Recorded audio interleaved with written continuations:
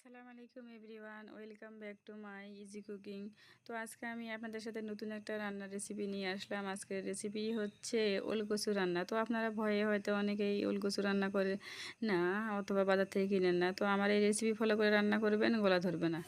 তো প্রথমে আমি ওলকচুগুলো ভালো করে ধুয়ে ভাপ দিয়ে নিলাম 5 থেকে 7 মিনিট। তারপরে আমি রান্নাতে চলে আসলাম। প্যান দিয়ে দিলাম, পেঁয়াজ কুচি দিলাম, এখন জিরে দিলাম, তেজপাতা দিলাম একটা। আর এইভাবে পেঁয়াজগুলো লাল লাল হওয়ার পরে আমি সব একে একে সব মশলা দিতেছি।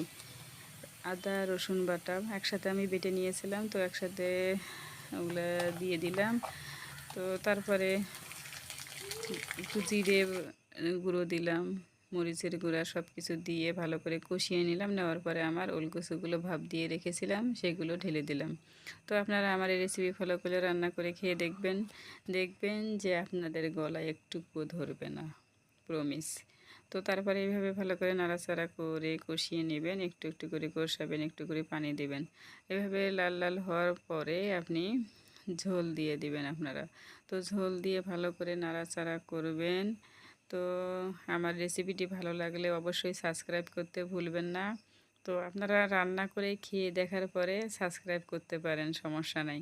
তো তারপরে তরকারিতে ঝোল দিয়ে দিবেন, ঝোল পরিমাণ মতো ঝোল দিবেন। আমাদের সদস্য সংখ্যা বেশি, তাই আমি একটু বেশি করে ঝোল দিচ্ছি।